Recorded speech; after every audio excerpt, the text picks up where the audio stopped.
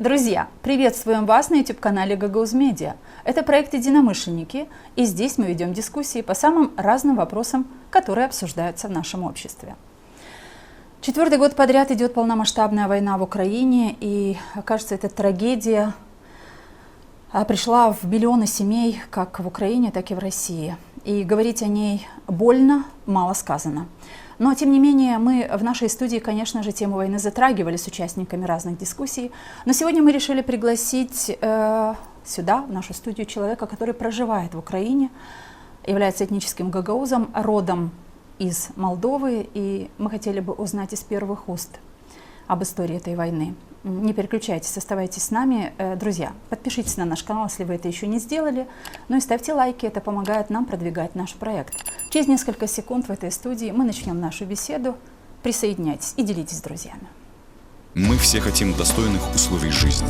Мы все хотим качественной медицины. Мы все хотим хорошие дороги и коммуникации. Мы все хотим высокие зарплаты и пенсии. Мы все хотим, чтобы работали законы. Мы все хотим лучшего для Молдовы, и это нас объединяет. Значит, мы единомышленники.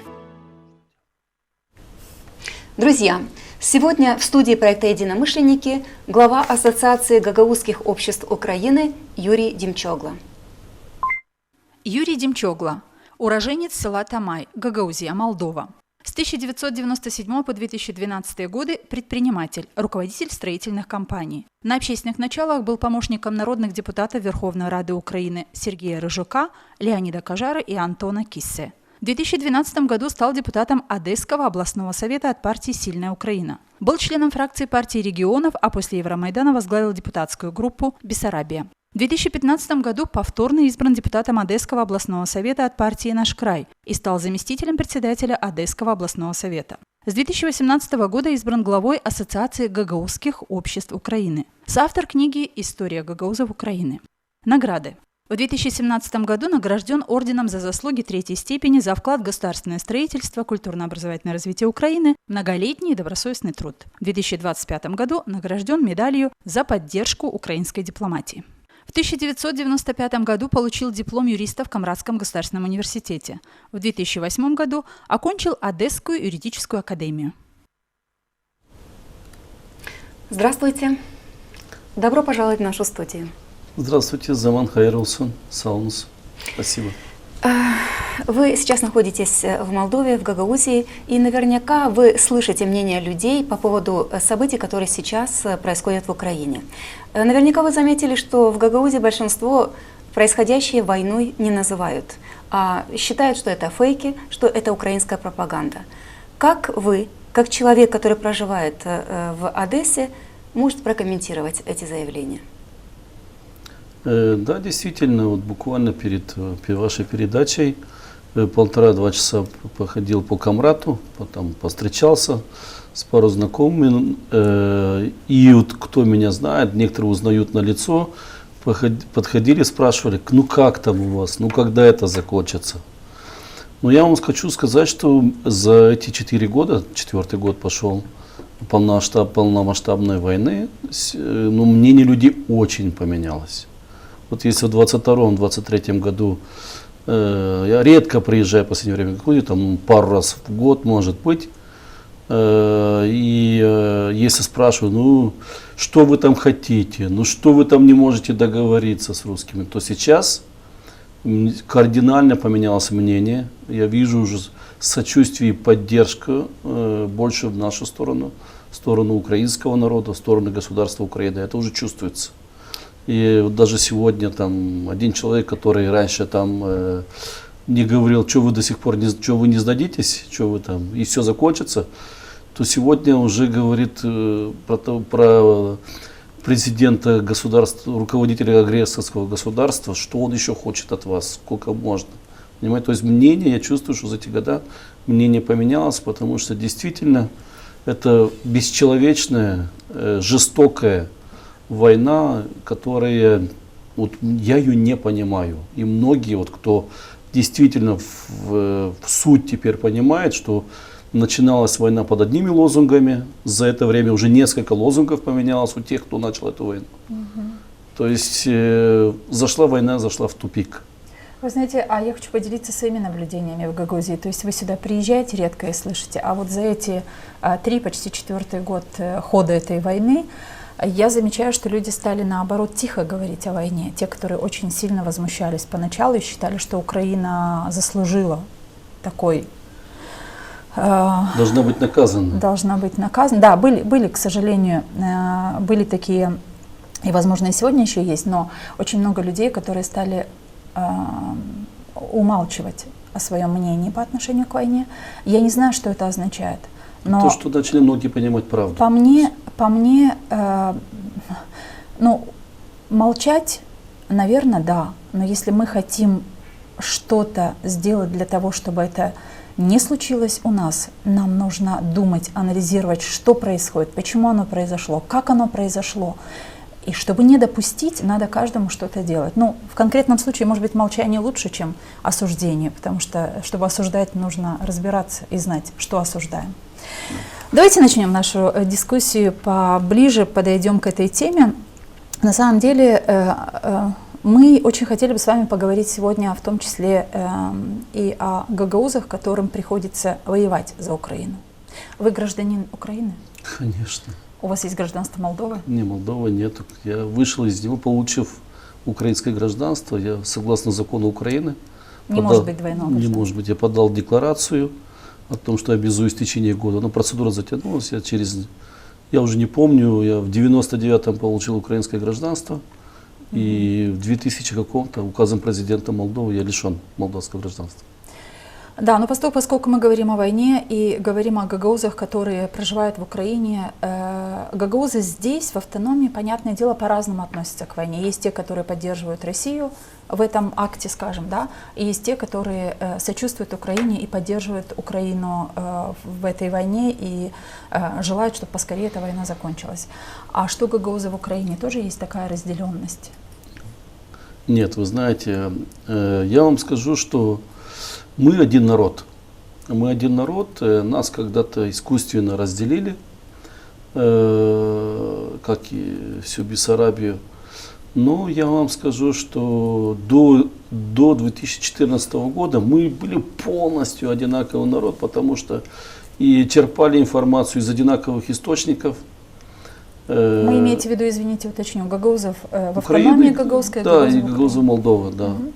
Но в 2014 году, после оккупации Крыма, украинское государство серьезно занялось информационной политикой, и информационными сбросами, который идет уже от государства-агрессора.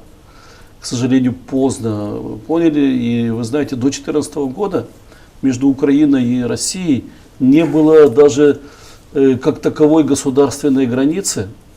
То есть по внутренним паспортам ездили все, то есть загранпаспортов не нужно было. Граница была номинальная. Это сейчас уже появились и рвы, и колючая проволока, и бетонные заграждения. Но до тех пор, по крайней мере, украинский народ россиян считал своими братьями. И в 2014 году произошел коренной перелом, и украинское государство должно было защищаться, в том числе информационно. Были ограничены российские каналы, были ограничены российское радио. Ограничены или запрещены? Сначала ограничены, кстати. Вот в 2014 году еще не было запрещено. Полный запрет на российский канал произошел только в 2022 году. То есть был принят закон, ограничивающий российские каналы были ограничены полностью. Хотя российские каналы, российские передачи ретранслируются. РТР «Культура». Вот там, где не было пропаганды, они продолжали транслироваться еще до 2022 года. Сразу же произошел вот этот перелом в настроениях, допустим, гагаузов по отношению к России, или это длилось определенное время? После 2014 года гагаузы Украины поняли, что Россия это не друг. Россия это не брат. Потому что братья так не поступают. А давайте проведем параллель. В 2014 году в Гагаузии состоялся референдум, как вы помните, да, с которого ведется отчет некоторыми патриотами, так называемыми себя патриотами гагаузской автономии, которые считают, что именно в 2014 году начался какой-то новый отчет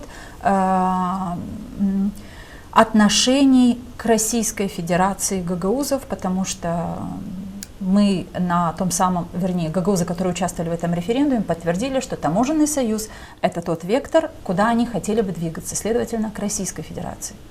То есть 2014 год для Украины, 2014 год для этих гагаузов, для наших гагаузов здесь, для нас в автономии. А вы говорите, что 2014 год стал каким-то таким моментом и для нас, гагаузов, здесь, и для вас. Что общего?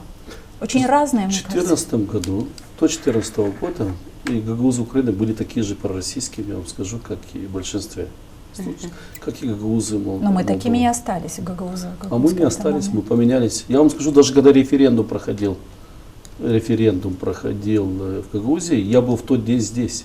В день референдума? Да, меня позвали как наблюдателя, и у нас была делегация с Украины.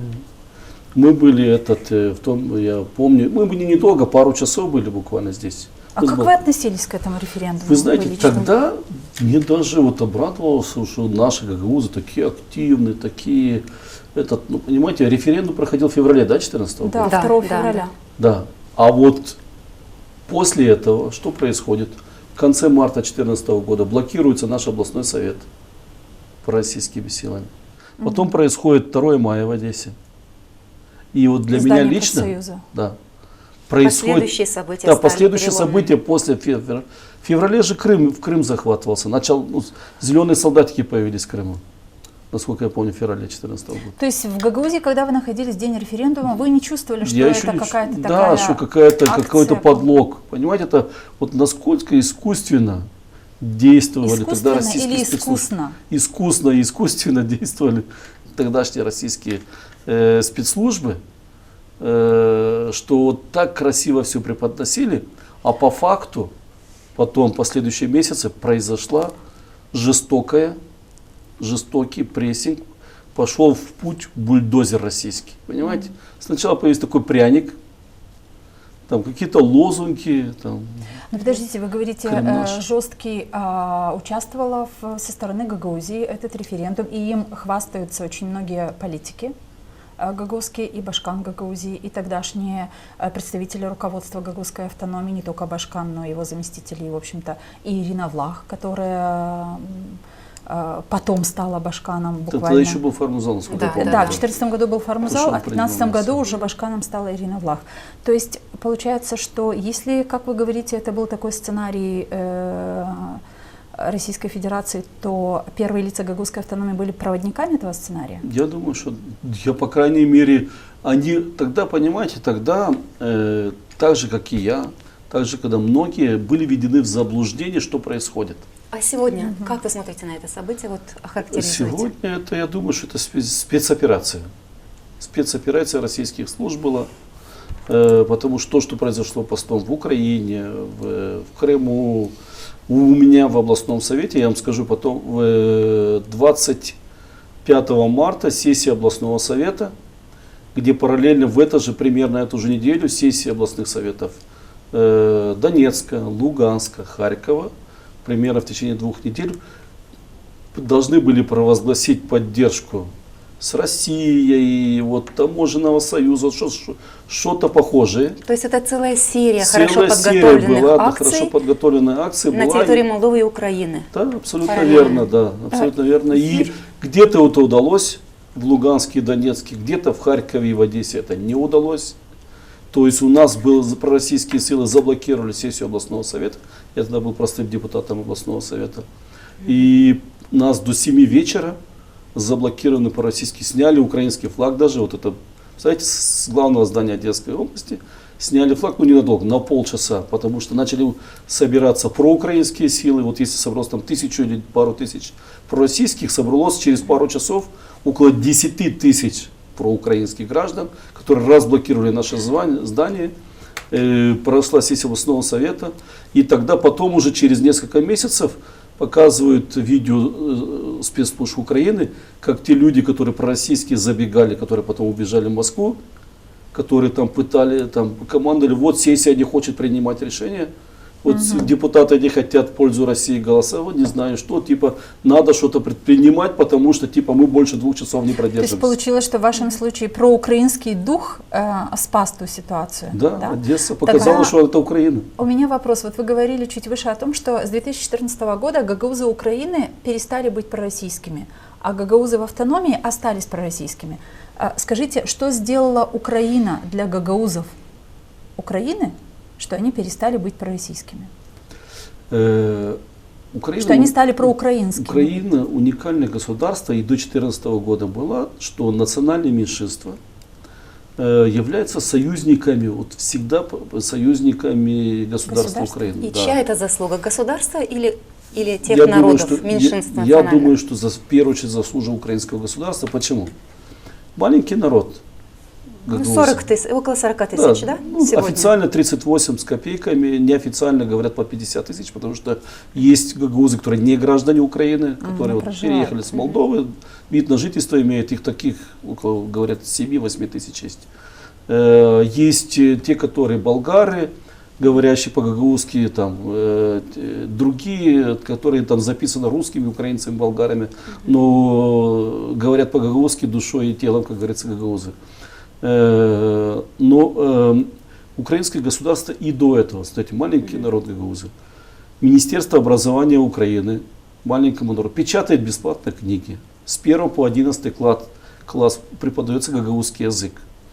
Гагаузские общественные организации проводят фестивали, концерты. Это финансируется бюджетом государства Украины. Но я хочу вам сказать, простите, я хочу вам сказать о том, что, наверное, для гагаузов в Молдове сделано во много раз больше. Для нас не просто печатаются учебники. Не сравнивайте Молдову, где есть автономия, это должна быть первая Да, автономия. но надо сказать о том, что и автономию мы получили благодаря тому, что была воля молдавского народа для того, чтобы гагаузы здесь получили автономию, которая дает в 100 раз больше возможностей, чем просто вот та поддержка, о которой говорите вы. Но удивляет то, что получая вот столько, сколько сказали вы, гагаузы считают себя проукраинскими, а гагаузы Молдовы, получив 100 раз больше, сегодня не чувствуют Молдову своей родиной. Вот это удивляет. Я дальше продолжу, но я считаю, что у государства Украины намного меньше ошибок, которые допустило государство Молдова. Вот. Надо это признать. Очень интересно, да. Молдова не сделала гагаузов союзниками молдавской государственности. Совершенно верно. Гагаузы Молдовы не стали полноценными гражданами и не видят как бы чуть-чуть защитника в виде государства Молдовы. Видят в нем больше врага, да? Нет, вот, не так. Смотрите, я дальше продолжу. После 2014 года что происходит? Украина еще делает ряд мер. Если до этого была там поддержка национальных меньшинств, книги, фестивали и тому подобное, хотя могло бы не помогать. Живите как хотите. И крутитесь как хотите. Не поддерживал. У нас, например, я вам скажу, что намного больше армян проживает. 80 тысяч армян в Украине.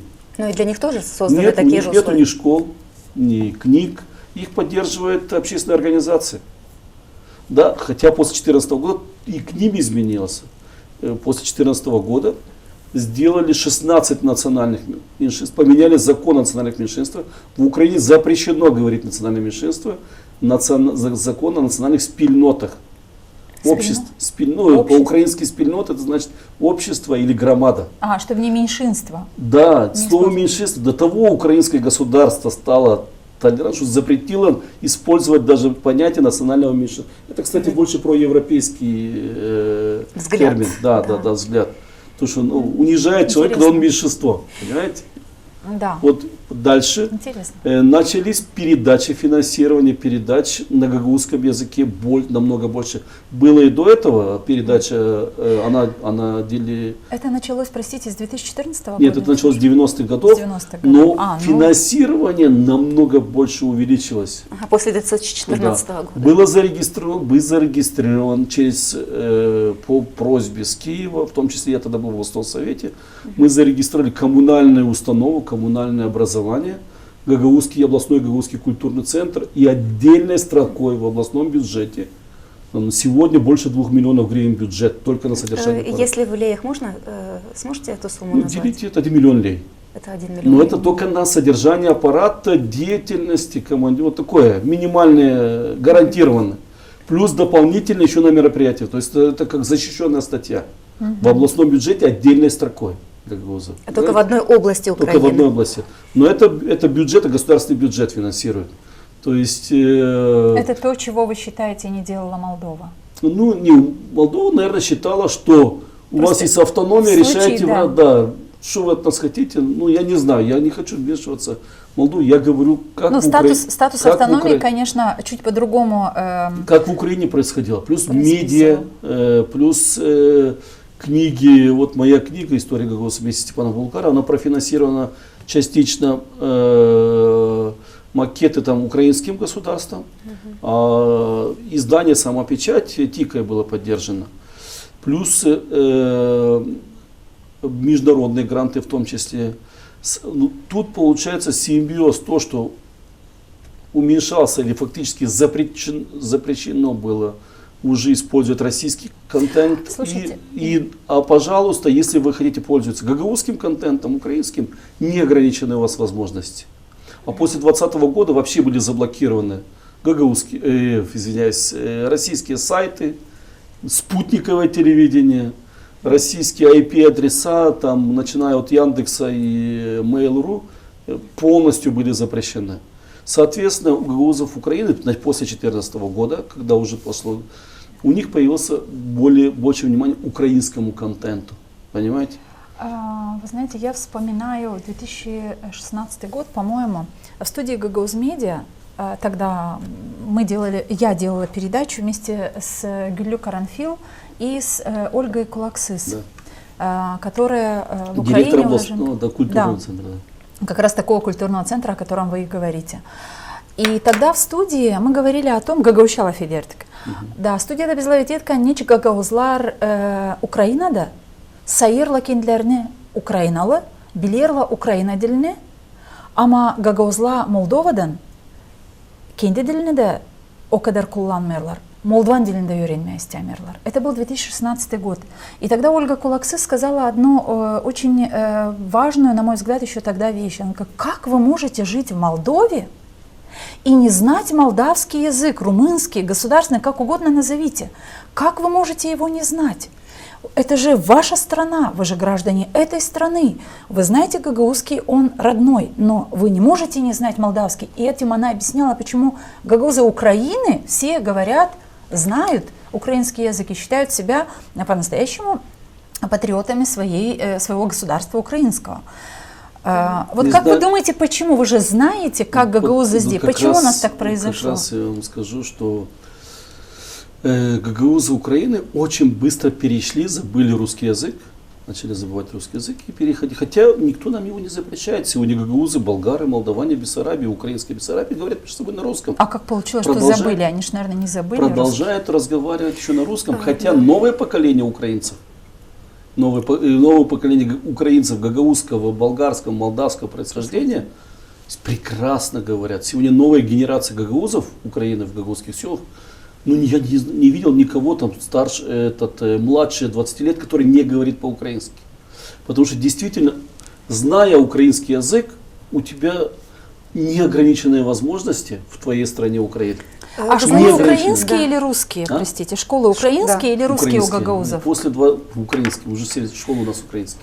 Русских школ не осталось. Вы знаете, размышляя именно на эту тему, я пришла к такому выводу, что, наверное, от русского языка перейти к украинскому было немножечко легче, чем от, допустим, русского к молдавскому языку. Сейчас мы называем его румынским языком, но тогда, когда образовалась независимая Молдова, получилось, что границы на карте появились, а ментально у наших гагаузов, болгар и у других национальностей этих границ не было. Они смотрели тоже телевидение, жили идеями, мыслями с той уже развалившейся страны, ну, Россия уже как бы преемница, и болели за футбольные команды российские, жили мысли, но такое было здесь, в Гагаузии. На молдавском языке новости не воспринимались, и человек чувствовал себя здесь, в своей стране, свой среди, вернее, чужой среди своих. Такое вот было ощущение. И вот эта пропасть, она на протяжении этих 30 лет, она не уменьшалась, а она росла. Как, на ваш взгляд, Кстати, существует ли такая? С 2014 года, вот я начал говорить, государство Украины сделало комплекс мер, чтобы популяризировать украинский язык, государственный язык и свой язык национального меньшинства. Я вот сейчас вспоминаю действительно многие мероприятия на государственном уровне, на областном уровне, где вот, пожалуйста, обязательно гагаузский ансамбль выступает. То есть Украина считает национальные спільноти, национальное общество да. как перлина, как жемчужина Украины. Достояние. Да, достоянием этого Скажите, государства. а сегодня в гагаузских селах родители со своими маленькими детьми говорят на гагаузском языке? Конечно, говорят. Но я вам скажу, что я последние 5-10 лет вижу, что гагаузский язык больше сохраняется в Украине, чем вот, я не хочу это говорить, потому что есть другой пример. Вот я знаю дальние села, там Чешмекиой, Тулия, которые граничат с Украиной, там тоже сохраняется более-менее. У нас есть пример, вот где село Дмитровка, Александровка, где они говорят по-русски до сих пор, и они перешли на украинский язык. То есть, но гагаузский живет и гагаузский с детьми живет и преподается с 1 по 11 класс, где в садике по-гагаузски говорят, в Дмитровке, в садике гагаузский язык. Но чего нет, к сожалению, Давайте у нас перейдем сегодня. к другой теме. Да. Почему? Потому что тема очень интересная, она очень много времени мы уже Ну, отдали. комплекс этому. мер государства Украина.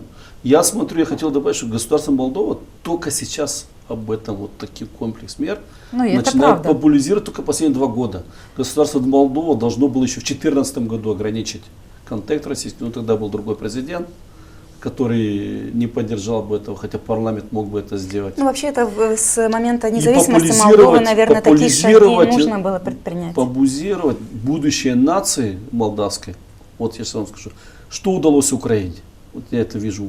Украина одно из небольших примеров в Европе, где появилось понятие нации после 2014 года. И одна из причин войны, недовольства соседа, что выросла украинская нация, сегодня воюет, к сожалению, воюет поколение, которое не знает, что такое Советский Союз, не знает, что такое, тем более, Россия и Москва. И гагаузы Воюют, среди тех, и в кто том числе воюет гагаузы, сегодня. Да, 20 до 30 лет основной воюющих, это 20 до 35 лет те, которые знают, что Украина это их страна, Украина та, которая дала им счастливую молодость, Украина та, которая дала им возможности, а Украина государство очень больших возможностей. Я вот сужу по себе, вот я счастлив, что я в свое время в 1994 году переехал в Одессу, в Украину, потому что оно дало мне очень большие возможности и в бизнесе, и в общественной деятельности. И я стал депутатом. Никто у нас, понимаете, область, которая по населению, как Республика Молдова, за меня, мой округ 30 тысяч человек. Я избирался от округа 30 тысяч человек. У нас областная рада, это 2 миллиона 700 тысяч человек представляет, 2 миллиона 800 тысяч человек представляет. Поэтому как парламент Республики Молдова. И Молдаване, округ мой сначала был Болградский район, потом Ренийский район во втором созыве. То есть при том, что большинство в моем округе были молдаване, они проголосовали за гагаuz. Ви владієте українським язиком? Дуже вільно розмовляю. Ну я, по-перше, працював на державу України з 15-го року. Да? Став посадовцем українським, тому... Ну, давайте продолжим разговор. Все-таки мы хотим, конечно, говорить о войне, и вашими глазами. В первые 2 месяца, по-моему, войны уже погибло 2 гагауза. Сейчас, наверное, это число гораздо больше, и на днях очень печально об этом говорить, потому что когда видишь какие-то посты гагаузов, ну, во всяком случае, мне очень больно всегда видеть. Я вижу, что публикуют и Тудор Арнаут, и Иван Капсамон, и много-много других людей, которых я знаю в Украине. Ну, ваш пост был о том, что Роман Димов был убит, и это молодой парень, гагауз этнический, у которого семья, дети, и таких очень много. Как это отзывается вообще, вот такое горе в гагаузском сообществе? Вы возглавляете общество гагаузов Украины. Если можно, да, вот ваш пост как раз коллеги выдали. Вы написали: «Наш человек, наш герой, он очень хороший человек, пусть он будет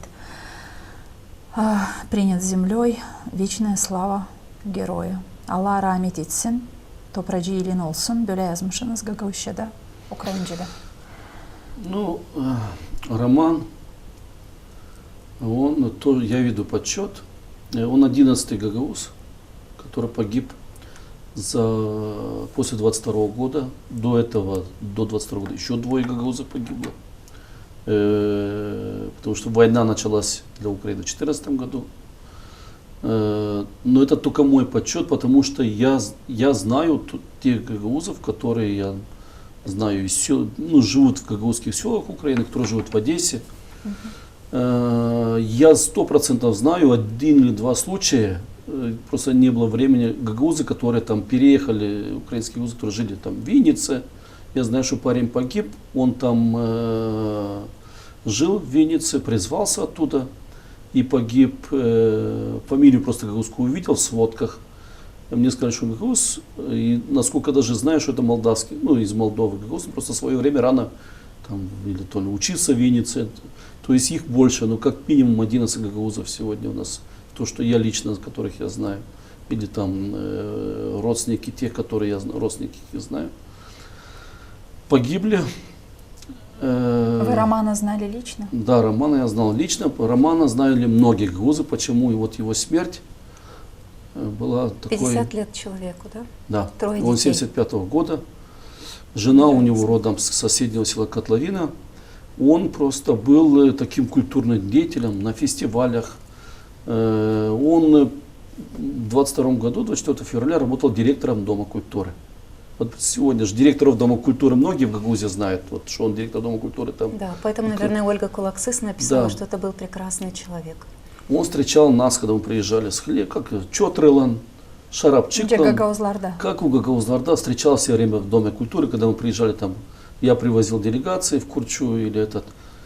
Был очень, во-первых, он до директора Дома культуры руководил танцевальным ансамблем в Курчу, Виноградовке, поэтому у него позывной танцор даже был. На войне был танцор.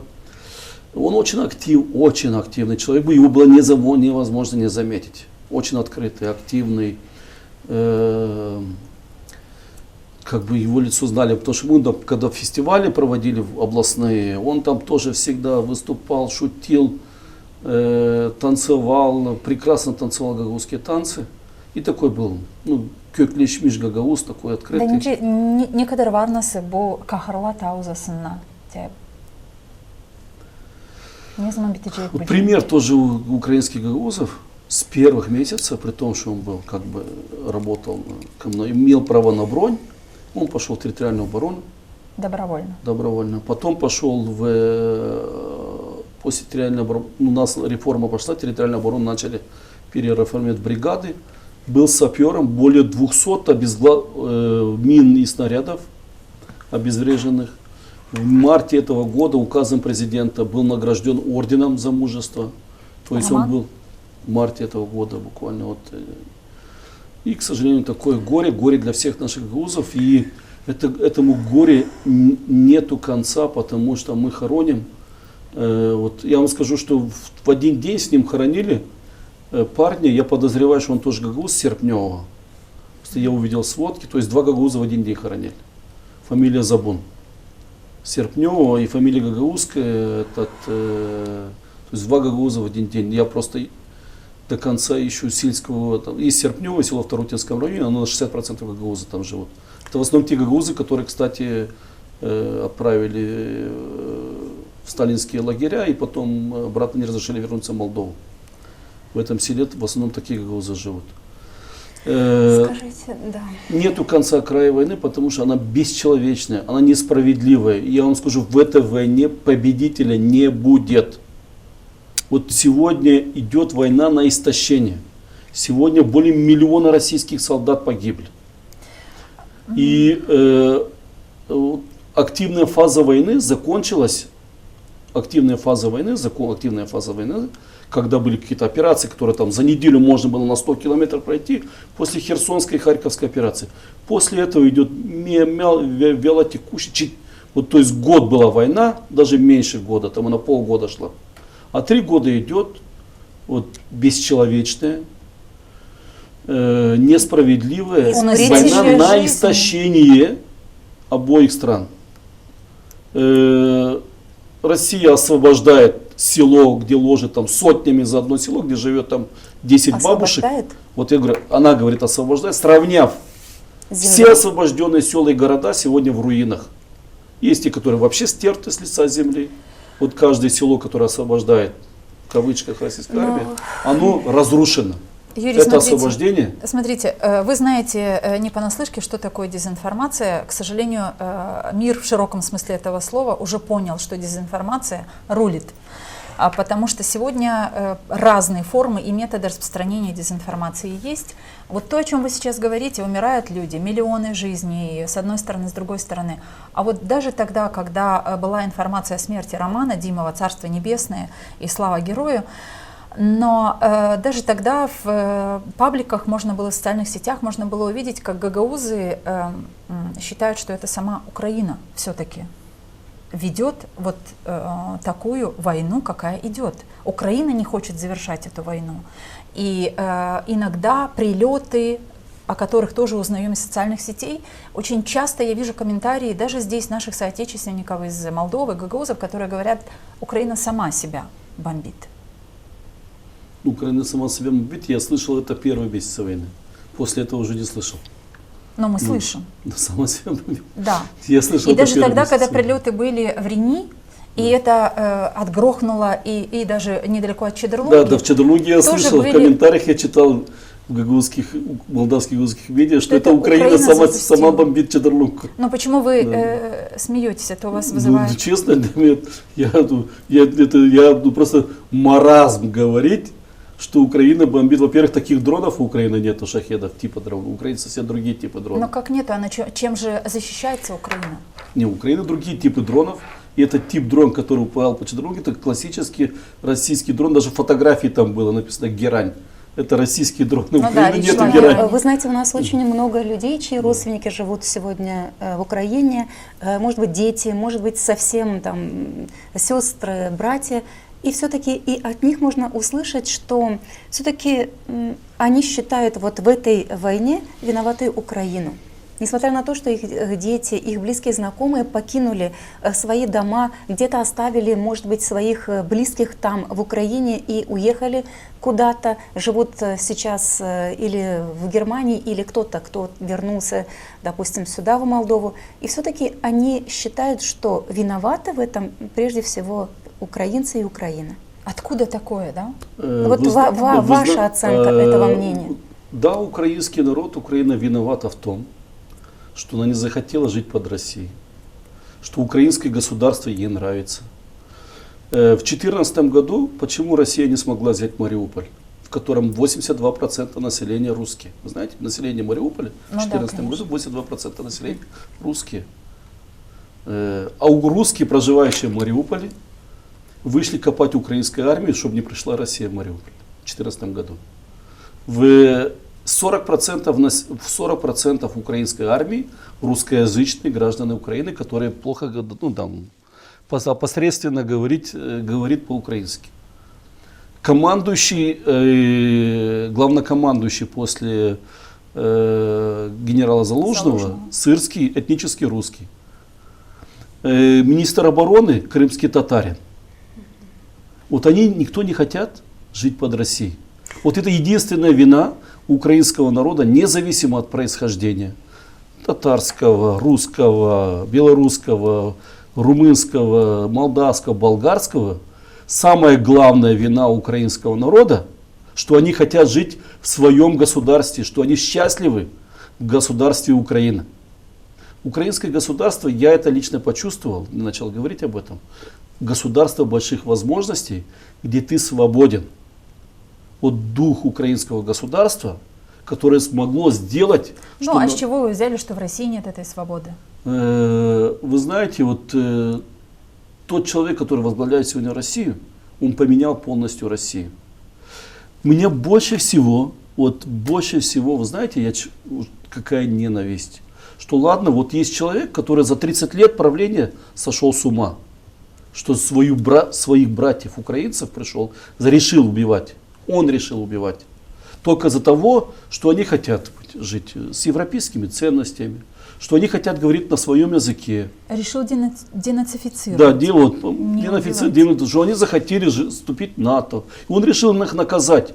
Но мне больше всего, знаете, обида пока, может быть, там мало растущая ненависть на 150 миллионов граждан России, которые сегодня, в сегодняшнем мире, в мире эпохи интернета, там, социальных сетей, не напрягают свои мозги и не думают, как вы освобождаете украинцев, почему вы их рушите до нуля, их города и села, почему вы посылаете своих детей в другую страну, и которые возвращаются или в гробах миллионы. Почему вы, там вот сейчас идет Сумская операция, один из классических примеров, где решили взять Сумы месяц назад, и все буксуют, положили кучу, сделали группировку, 70 тысяч человек, 20 тысяч уже положили за 5 сел Сумской области. Буксует, и это постоянно такое происходит. Как вы 150 миллионов жителей такое допускаете? На вас вина в том, что сегодня вы убиваете украинцев. Юрий, смотрите, но ведь жителям той страны объяснили, что русскоязычным в Украине их ущемляют, не дают говорить на русском языке. А мы на каком языке сейчас с вами говорим? С вами мы здесь говорим на русском. Можем говорить на гагаузском и не можем говорить на украинском. Я даю все интервью последние 3-4 года в Молдову на каком языке? А в Украине вы даете интервью на русском языке? Без проблем. На русском? Если задают на русском, даю. Но украинское телевидение меня не спрашивает на русском. А вот иностранные телеканалы спрашивают, я отвечаю. Ну вот это был один из аргументов, да, что русскоязычных притесняют. Я еще раз говорю, сегодня в Бессарабии молдаване гагаузы между собой, нашего поколения молдаване гагаузы говорят между собой на русском языке. Молодые уже говорят между собой на украинском, кстати. Давайте перенесемся, сделаем параллель небольшую с Молдовой, потому что именно сейчас мы наблюдаем последние полгода особенно активно, на последний год, хотя в Молдове тоже никто не ущемляет русскоязычных. Но мы слышим вот эту риторику от некоторых политических партий, которые говорят о том, что русский язык ущемляется, закрываются русские каналы, но так и закрылись русские каналы. И, возможно, это глупость властей, потому что закрытие это не всегда правильно. То есть, не объяснив закрывать каналы, возможно, это было неверно. И, может быть, именно за это сейчас придется этой власти в том числе отвечать.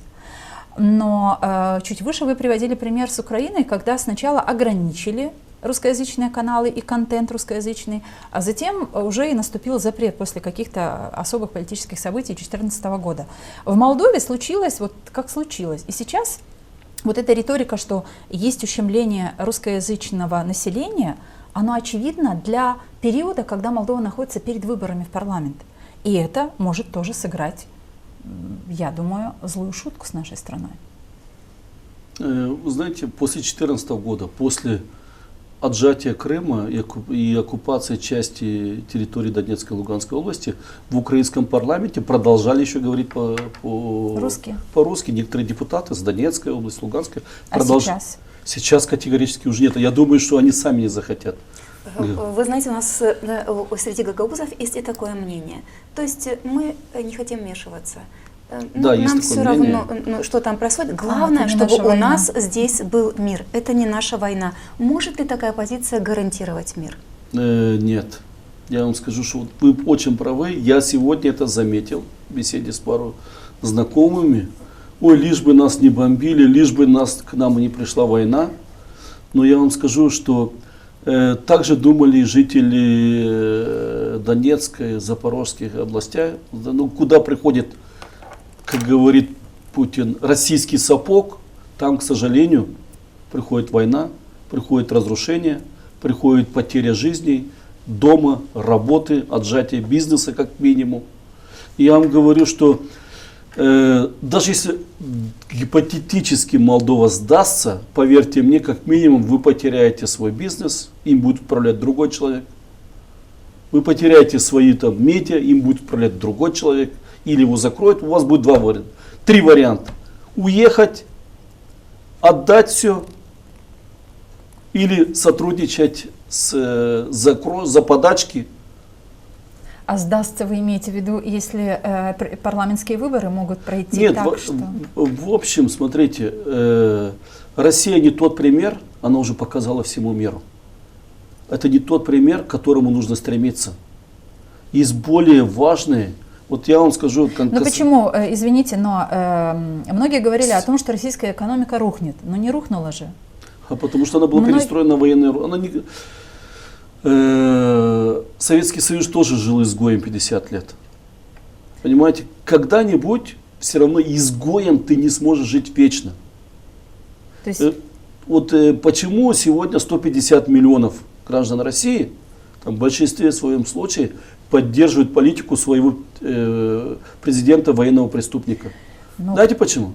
Почему? А потому что идет параллельный процесс закрытия внешней информации. И все, кто смог из России уехать, пару миллионов более-менее думающих людей, они стали перед выбором: лучше мы покинем Россию, там поселимся в Грузии, в Армении, в Турции, где еще там, в Казахстане, те, которые имели там более-менее родственников и в Европе. То есть думающий и протестный электорат покинул. Угу. Вот я вам скажу, я был на конференции в Германии, и со мной были там, и мы люди с Киева, и мы поговорили по-украински и по-русски, кстати.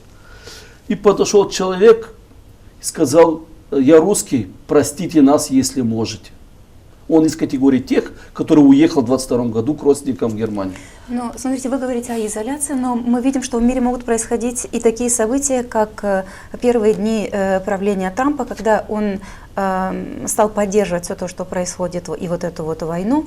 То есть можем ли мы сегодня говорить о том, что мир одинаково смотрит на происходящее в Украине? Хороший пример сделали. Вот Трамп, когда пришел к власти, он что сделал? Он не поддерживает, он попытался договориться.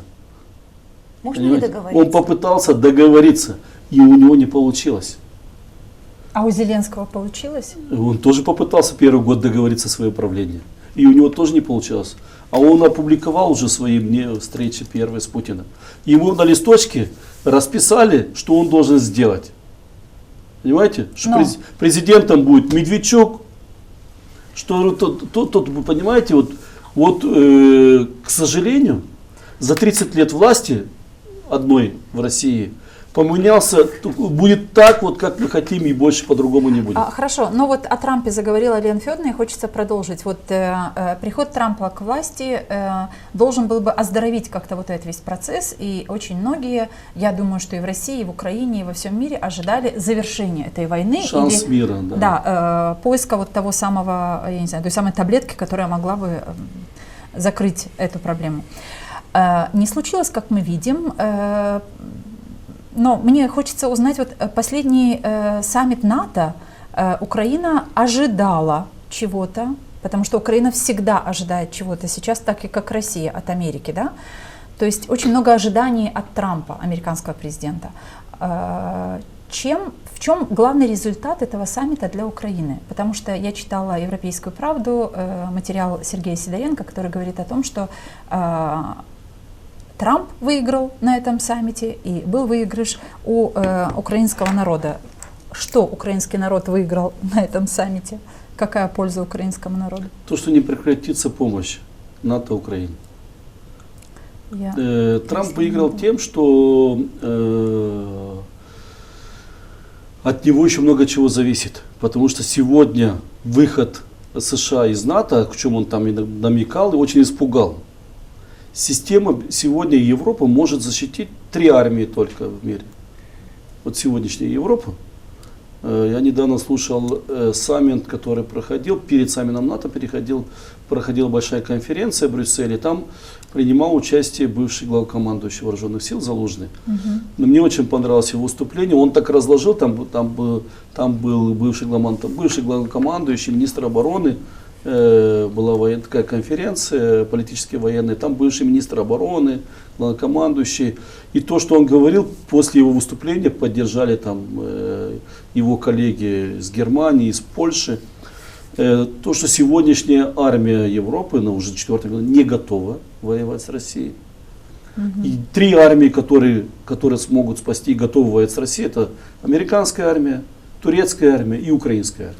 А давайте о Турции. Да, тоже Давайте хотелось бы о задать Турции вопрос. поговорим. 3 армии, которые готовы сегодня противостоять России успешно. Ну и Турция, в общем-то, становится страной, которая организовывает очень активно, усиленно площадку для создания вот этого формата для переговоров. Скажите, был премьер-министр, министр иностранных дел, простите, министр иностранных дел Турции был в Киеве, да. и вы с ним встречались вместе с Тудорой Арнаут. О чем вы говорили? Хакан Фидан, кстати, большой друг гагаузского народа. Во время встречи он вспоминал, когда он, будучи главой ТИК, он был главой ТИКи. Да. При нем, когда он был главой ТИКи, был построен водопровод в Камрат, он вспоминал, что водопровод при его правлении, когда он был директором ТИКи, вспоминал, вот как он, кажется, хороший проект был. Я был в Камрате, что там воды не было, там, ну, это было начало 2000-х. 2002, может, да. 2003. Он был директором ТИКи с 15 2001 миллионов стоил тот да, проект. 2001 по 2004, или что, я не помню тоже. Потом самый главный месседж, и они спросили меня, что происходит в Гагаузии, вы украинские, говорю, то же самое, вы украинские, что вы думаете? Вот нам непонятно, и самый главный месседж, что я от него услышал, знаете какой? Я понял, вот самую главную обиду сегодняшнего турецкого народа, турецкого государства к сегодняшнему правлению гагаузской автономии. Обиду? Обиду. В чем? Мы столько вам помогаем, мы столько вам помогали, мы столько готовы. Почему вы меняете Türk dünyasını Rus dünyasına?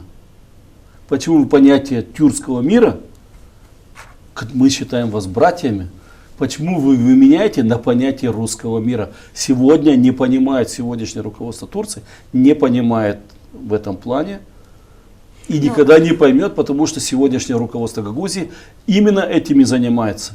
То, что до сих пор поддерживала Турция, то есть развитие тюркской культуры, тюркского языка, тюркского мира в Гагаузии полностью остановлено. Ну, наверное, этот вопрос было бы очень правильно задать Кирине И Влахову. никогда не примут. Кстати, за Ирину Влах хвалили. Ирину он хвалил. Так хорошо при Ирине Ханым было.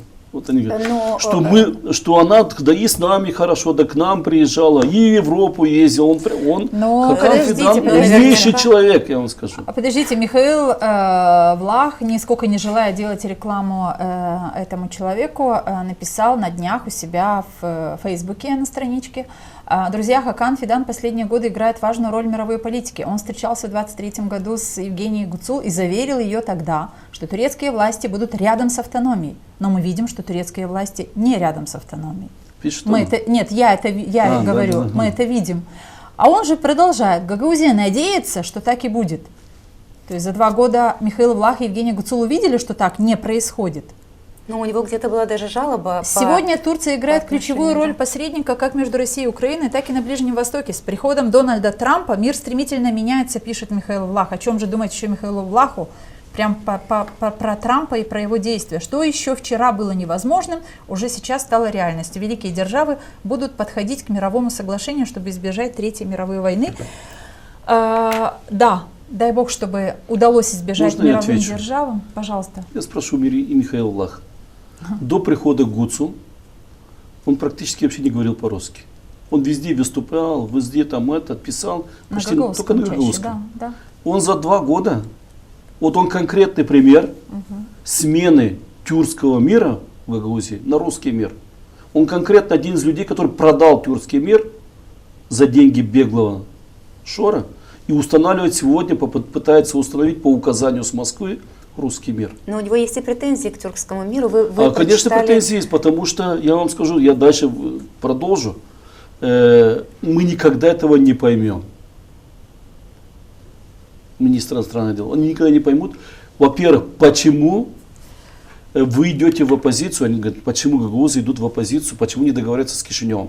Турция со времен Сулеймана Демиреля просит нас договариваться с центральными властями. Это правда. Это И правда. он меня конкретно спросил, а как ты думаешь, мы с ним на «ты» перешел разговор, и как ты думаешь, молдавские власти не захотят ли устранить статус гагаузской автономии?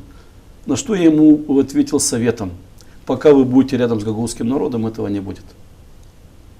Несмотря на его там правителей. Знаете, что еще? Вот один нюанс. Вы говорили про Ирину Влах, и что у Хакана Фидана достаточно хорошее Мнение сложилось. мнение о том, что Ирина Влах руководила, ну, по правде сказать, Ирина Влах, при Ирине Влах не было такого барьера между всеми посольствами и Гагаузией. Сейчас Гагаузия в изоляции. И благодаря вот тому, о чем вы сказали, Евгения Гуцул, Шор, Михаил Влах, Константинов и вся вот эта вот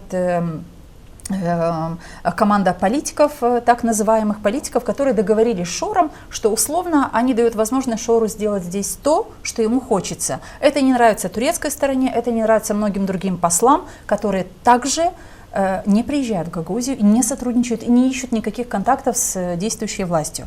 Но я к чему? Когда вы говорили про Ирину Влах, вот при Ирине Влах все-таки Турция через ТИКу, через разные другие фонды вкладывала сюда свои деньги и создавала какие-то инфраструктурные проекты. И колледж, который был построен, но не был открыт, сейчас это действующая власть в лице Евгения Гуцул, Константинова, Михаила Влаха. Они критикуют Турцию за то, что Турция позволяет открыться колледжу, который будет работать на государственном языке и на турецком. То есть, понимаете? А вот как раз вот тут идет разбежность в видении наших партнеров будущего Гагаузии. Вот по Турции я сказал, они хотят, чтобы здесь был островок тюркского мира, братского гагаузского народа, чтобы здесь жила тюркская культура, чтобы был тюркский язык, но в дружественности вместе с государством Молдова. Отдельно они нас не видят. Можно мне здесь еще одно маленькое такое замечание? То же самое, как государство Украины, он сказал, вы молодцы, украинские гагаузы. Я знаю, что вы сражаетесь, что он, знаете, он говорит, я знаю, что у вас даже есть генерал Гагауз. То есть он очень осведомлен, потому что сегодня воюет около 300 гагаузов. А кто генерал Гагауз? Генерал Гагауз есть у нас, уроженец Дмитровки. Генерал Палас, Николай Дмитриевич Палас. У него из 5 братьев 4 воюют. Младший смотрит за родителями Дмитровки по гагаузскому обычаю. Все 4 прекрасно говорят по-гагаузски. Генерал Палас Микола Дмитрович говорит только на гагаузском и украинском языке со мной. Я с ним там, когда мы общаемся по-русски, говорит, он мне говорит, абу гагаузскую, абу украинскую. Или так, или так. Я вам потом покажу сообщение, которое мне присылают. Он говорит, слава Украине, я шоссе Гагауздар. Заканчивать всегда. Но здесь все-таки я маленькую ремарочку не могу не сделать, потому что когда принимался закон о расширении сферы применения гагаузского языка, именно Ирина Влах, министр иностранных дел Турции, видит проводника тюркского мира в Гагаузию, была тем человеком, которая очень препятствовала тому, чтобы закон о расширении сферы применения гагаузского языка вступил в силу и действовал. И даже после того, как депутаты Народного собрания Гагаузии проголосовали, закон вступил в действие, всячески препятствовал тому, чтобы закон работал во всю силу и во всю мощь. Это та Ирина Влах, которой кто-то видит что-то, чего, возможно, на самом деле нет. Но... Я открытый человек и говорю всегда открыто. За что меня в том числе украинская власть любит, я всегда уважает, не любит, а уважает. Вы уверены, что украинская власть вас уважает? Ну, вы знаете, учитывая того, что министр иностранных дел меня награждает. Да, об этом поговорим да, тоже. Это было на днях случилось, да? И у меня есть 2 военные награды. Я просто их не афиширую, я вам скажу, я активный человек, который помогает вооруженным силам Украины. У меня есть награда военная, 2 военные награды от главнокомандующего Залужного, от министра обороны Умерова. Просто я их буду афишировать после войны. Окей. Давайте сделаем небольшую паузу и ответим на вопросы. Люди говорят, что? Я про Ирину Влах хочу закончить. Давайте. Мы о ней еще поговорим во второй части. У Ирины Влах две вещи есть. Первое, она молодец, она умела сделать так, что в Камрате по улице ходили иностранные послы толпами. Постоянно. На мероприятиях Гагаузия была изюминкой Молдовы. И каждый посол, каждый иностранный гость своим честью в очереди были, чтобы приехать с визитом в Гагаузию. Прекрасно договаривалась с Турцией, потому что до войны встречалась с Эрдоганом. У меня была встреча с Эрдоганом перед войной в рамках визита. Почему меня уважает гагаузская власть? Потому что каждый раз, когда приезжает государственная делегация с Турции, нас, гагаузов Украины, приглашают и советуют и на Министерство принять нас наряду с крымскими татарами. И гордя, что у нас есть две тюркские нации в Украине. Мощные. Хороший шаг. Да.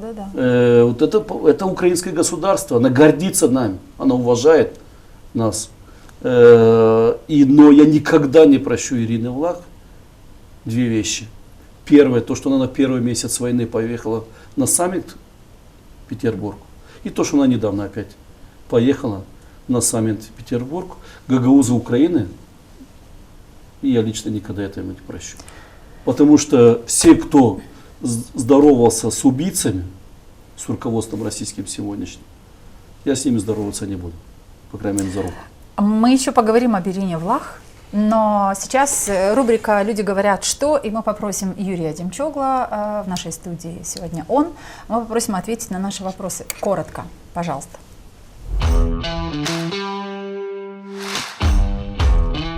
Люди говорят, что...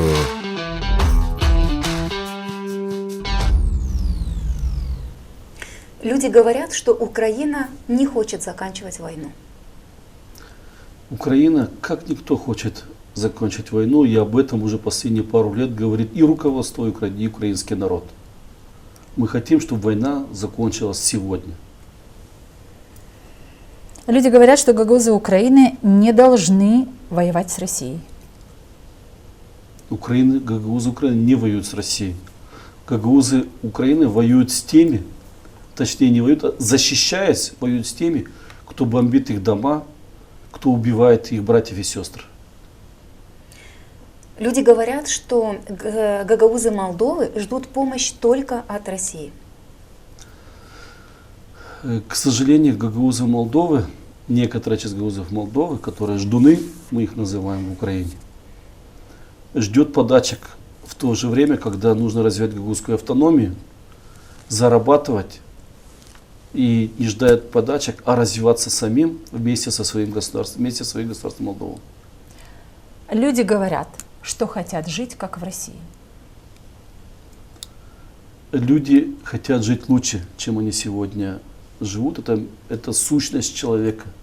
Каждый хочет жить лучше, чем он сегодня живет. Жить хуже, чем ты сегодня живешь, никто не хочет. Россия, сегодняшняя Россия не показатель той жизни, которая быть.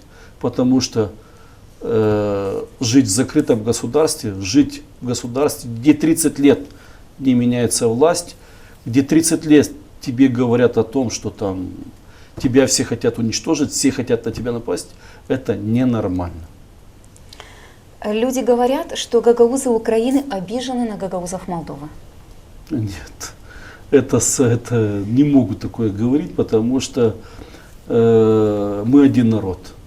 Обижаться на брата, это неправильно. Это такая, даже если кто-то там обижается, все закончится, мы опять будем один народом. Просто мы сегодня видим по-разному встающее солнце и закат солнца. Мы видим его сегодня по-разному. Люди говорят, что гагаузская автономия ослабла до нельзя. Да, это правильно. Сегодня гагаузская автономия практически не ослабла, она идет пути даже дальше, чем, я боюсь, дальше, чем ослабление, к уничтожению. Biz yok ederiz kendi elimizle bizim Gagauz'i. Родину для всех гагаузов мира, для гагаузов Украины, Болгарии, Румынии, Греции. Это наш Иерусалим для всех гагаузов мира. Мы не можем его уничтожить своими же руками. Люди говорят, что Молдова идет по сценарию Украины. Молдове очень повезло, что между тем, который хочет уничтожить государственность Молдовы, и ей есть государство, которое способно защитить и себя, и остальных. Еще раз говорю, выбор в сторону России – это не сегодняшний выбор. Я уже сказал, что украинский народ любил Россию, российский народ до 2014 года. То, что произошло потом, это не тот выбор. Сосед не может забежать тебе в квартиру и топором уничтожать все, и твое имущество, и твою жизнь. Ну, давайте продолжим наш разговор и вернемся к персоне Ирине Влах и вернемся в 2016 год. Давайте посмотрим одно видео, а затем в студии пообщаемся. И я очень хочу, чтобы мы сейчас поприветствовали главу гагаузской автономии Ирину Федоровну Влах. Где бы мы ни жили, в какой бы стране, какой бы исторический период мы ни проходили, везде мы уважали свою страну, тот регион, где мы живем. Добрый день, гагаузы Украины! Приветствую вас! Zaman hayır olsun, çok sevinirim. Hani gün burada Ukrayna'da buluşurum sizinle de sevinirim. Sağ olasınız, они teklif ettiniz bizi. Расстояние небольшое между нами, но тепло ваших сердец, ваша жизнь, которая бьет здесь, на Украине ключом, мы ее ощущаем в Гагаузии. Мы чувствуем, что мы в нашей Гагаузии не одни. Мы чувствуем, что вы здесь всегда поддерживаете нас, гагаузов, вы бережете наш гагаузский язык, вы сохраняете нашу культуру. И с 22 года началась война, Ирина Влах была башканом, и мы ни разу, от слова «ни разу», не слышали от Ирины Влах никаких слов поддержки в адрес тех гагаузов, к которым она обращалась вот так вот, приятно видеть, трепетно, эмоционально. Как тогда, в 2016-м? Как вы думаете, почему? Видите, 16-й год, гагаузы Украины говорят по-русски. Никто им не мешает говорить по-гагаузски и по-украински. Это первое. Второе, это о том, при том, что в 14 уже 16-й год есть оккупация Крыма, есть оккупация части Донецкой и Луганских областей. Это показывает поддержку украинского государства. Это стадион, это в Болграде было, стадион в Болграде, где государство Украины профинансировало все это мероприятие, где шло прямой эфир, с этого шел в областное телевидение. Маленький русский народ, который 1,1% населения Одесской области, выходит прямой эфир, тут вы снимали и центральные телеканалы, и областное телевидение, прямой эфир давало, первый час этого мероприятия. Представьте уровень. Вот, уровень доверия государства к народам, проживающим на его территории. Тогда, видно, еще не было посылов с Кремля для Ирины Влах не ездить в Украину. Я так думаю. Сегодня она перестала чувствовать сердце гагаузов, которые находятся и живут в Украине? Я думаю, что она относится к категории тех людей, которые стараются не замечать. Вы знаете, еще об одном хотелось бы поговорить. О медалях, о наградах вы говорили. Я попрошу нашего режиссера вывести на экран ту самую медаль, которую вы получили буквально на днях. И если я правильно помню, она называется «За дипломатию». За підтримку, за поддержку украинской дипломатии. Поддержка украинской дипломатии. Что это такое и в чем это выражается? Как вам объяснили люди, которые вам эту медаль вручали, а вручал вам ее министр иностранных Лично дел? Министр иностранных дел, да. Украины, да. С сегодняшним действующим министром иностранных дел так получилось, что я давно знаком, он был когда-то послом Украины в Турции. А я был тогда одним из руководителей Одесской области. Я входил в делегацию, межправительственную делегацию вот, между правительственных стран есть межправительственная рабочая группа. Рабочая группа. Да, да, вот всегда есть. Я входил в состав 2 или 3 года подряд и приезжали с делегациями в Анкару, встречались, как бы были знакомы. Потом, благодаря ему, мы в прошлом году, он уже был министром иностранных дел, он дал поручение уже следующему послу, мы провели Дни гагаузской культуры в Анкаре. Вот смотрите, тоже Да, украинское я помню. государство профинансировало Дни гагаузской культуры в Анкаре. Посольство Украины арендовало шикарный конгресс в Редисон отеле. Это все во время войны. Это уже все во время войны, представляете? А вот слушают, значит, Правительство зрители Украины и думают, что это такое, разве это возможно? Во время войны надо все государство силы Украины. бросить на защиту своих территорий, а не на культурно-массовые мероприятия, скажут зрители. Ну, потому что это национальная политика Украины. Оно хотело показать, я понимаю тоже украинское правительство, оно хотело показать Турции, смотрите, вот гагаузы Украины наш союзник, у нас есть украинцы гагаузского происхождения, тюркского происхождения. Туда пришли, кстати, многие замминистра иностранных дел, глава ТИКи, глава Юрдыши-Тюрклери. То есть пришли первые лица, они сказали, что даже на крымских татар так только не пришло, как, сука, на гагаузов. Скажите, простите, пожалуйста, такого рода Профинансировали мероприятия? автобусы наши с ансамблями, с Виноградовки, кстати. Но сейчас гагаузы с гагаузской автономией начнут завидовать гагаузам из Украины, потому что таких отношений теперь с Турцией у гагаузов 2 года как нет. А знаете почему? Потому что... Потому что нужно быть ближе к своим центральным властям, дружить с Кишиневым, и тогда то же самое Кишинев вам организует в Анкаре. Слушайте, вы столько раз сегодня говорили о том, что надо дружить с Кишиневым. Я помню Сулеймана Демиреля. Кстати, вот почему вот министр, потому что он видит, вот я написал своим, вот посмотрите, что я там написал, когда я пост написал, меня наградили, что я вижу эту награду как награду для всех гагаузов Украины. Я написал в своем посту в Фейсбуке. Ну, если вы так написали, Да. так было бы правильно сказать. В общем-то, вы столько раз говорили сегодня о том, что Турция всегда говорит, надо дружить с Молдовой. Действительно. Я помню ту встречу с Сулейманом Демирелем. Я была преподавателем Камрадского государственного университета. Господин Демирель приезжал, и тогда была оказана большая помощь. Это 2000, даже не 2000, а это 95-й, 4-й, да? Я тоже в это время как раз уже еще жил в Камрате, после этого начал в Одессу переезжать. Вот. И тогда еще, в 94-95 году, тогда еще Демирель не раз обращался к гагаузским политикам и говорил: «Сис лязым достлук edersiniz Молдовайлан». Молдовайлан лязым берликоласенс. Ну, дословно, да, вам нужно дружить с Молдовой и жить одной семьей. И он говорил об этом несколько раз. И я вот думаю, что прошло столько лет, а вот эти наставления... да. Вот эти наставления, они все еще настолько актуальны и активны, что, правильны, Сулейман что Демирель гагаузский великим народ человеком это так и не услышал. Но не народ же определяет политику, а те люди, которых мы избираем для того, чтобы они определяли политику гагаузской автономии по отношению к центральным властям. То есть получается, что мы никого не слышим, гагаузы, поэтому мы докатились до шора. Абсолютно верно. Мы отпустились до шора. Ну, я сказала, докатились. Как-то чуточку легче, чем... Я вам скажу, я недавно отправил некоторым руководителям Гагаузии одно видео. Узун, исполняющий обязанности Башкана, Ага. Константинов, Миша Влах.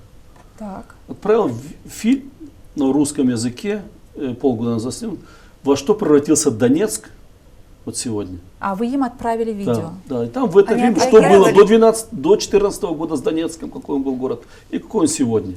Отреагировали на... Отреагировали. Каждый Отреагировали. по-разному. Миша промолчал, Узун и Константинов сделали реакцию свою. Скажите, как-то вот год назад вы написали о том, что Гагаузия стала анклавом России. Вы сегодня также думаете? Да. И почему такое произошло, на ваш взгляд? Ну, я уже говорил, тут есть много факторов. И мощное информационное вещание России, Здесь и ошибки кишиневских, центральных властей. Тут комплекс проблем, которые к этому привели. И плохо сработали местные силы национальной безопасности, СИБА, МВД, которые допустили Слабое государство. подкуп, массовый подкуп избирателей. Я вам скажу, в Украине это было бы невозможно. Почему было бы такой невозможно? массовый подкуп невозможен в априори. Полицейская машина работает. Я человек, который участвовал трижды на выборах. Такой подкуп возможен. В Украине тоже. Но знаете как?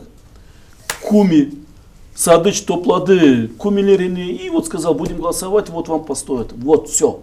И никто об этом не знает. Но если подкуп в таком виде, когда раздавались, сетка была создана, раздавались, в Украине посадили бы. В момент аванса. Да, у нас даже 2 года спустя ничего не могут Вот сказать. это внятного. разница с украинским. В Украине работает правоохранительная система. В этом плане. Очень четко.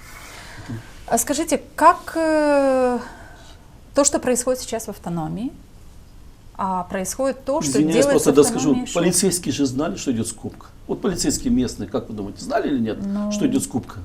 Но не докладывали в Кишинев? Почему? Вот не знаю почему. Ну, это говорит о том, что слабая... Вот участковый в Украине, видя подкуп, он сразу своему начальнику в район говорит, слушай, у нас тут пытаются избирателей. Сразу А если подкуп, приходит группа подкуп фиксеров. коснулся и этих органов, и этих структур, значит... Они соучастники процесса. Давайте в завершение этого выпуска все-таки еще и чуточку ваш взгляд о том, что Гагаузия и Шор. Что дальше? Взгляд со стороны. Вы не живете здесь, но вы все-таки информируетесь, читаете. Мы видим, что вы активный пользователь соцсетей, и вы понимаете, что происходит в Гагаузии. Шор, что дальше? Шором нету дальше. Шором дальше нету.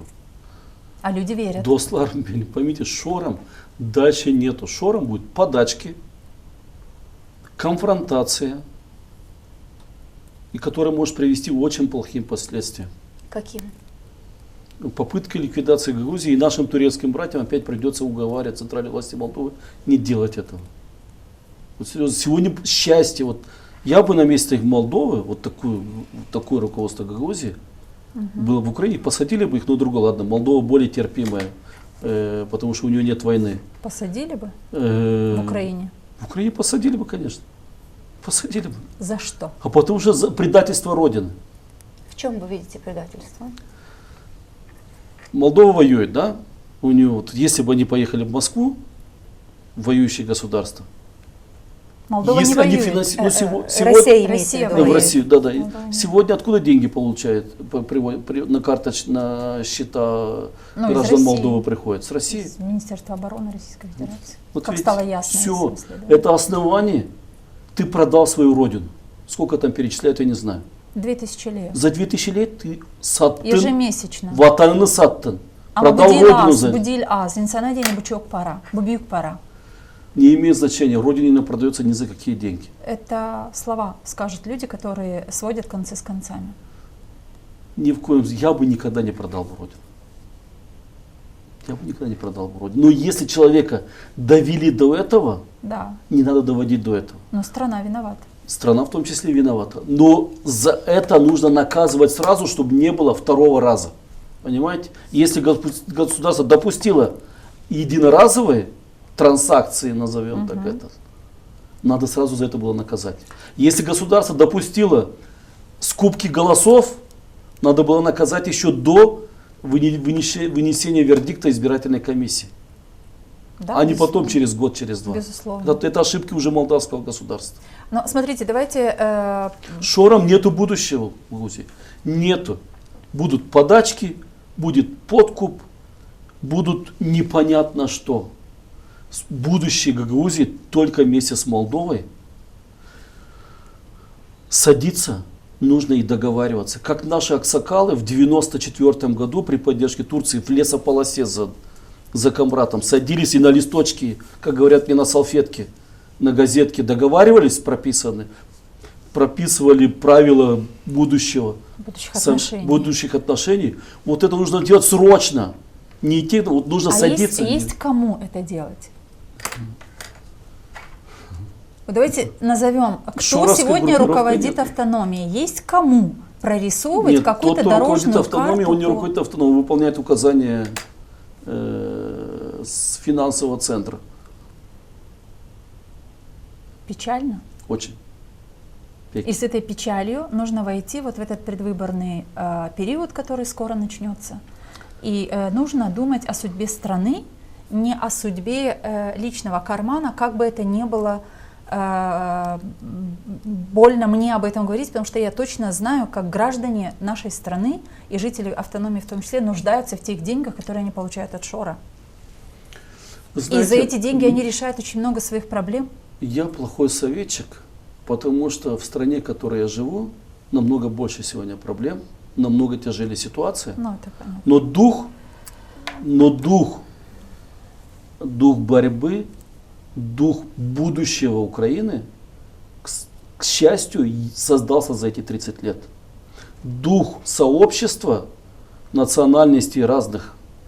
И я же говорю, Украине удалось построить систему нации украинской.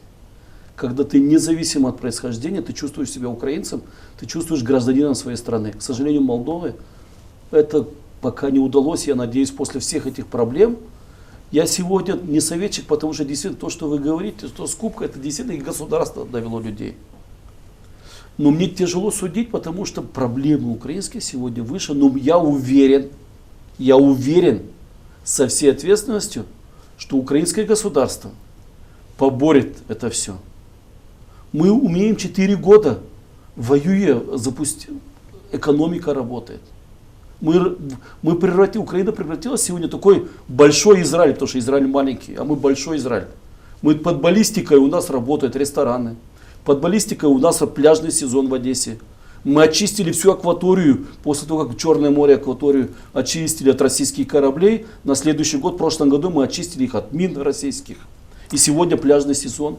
Сегодня заводы работают. Это вы рассказываете, припудривая историю успеха Украины? Нет, не припудривая. Потому что так думают зрители, которые сейчас смотрят. Потому что я говорю, что разница в Молдове и Украине есть понятие государства Украины и нации, которая хочет защищать, работать и, к сожалению, отдать жизнь.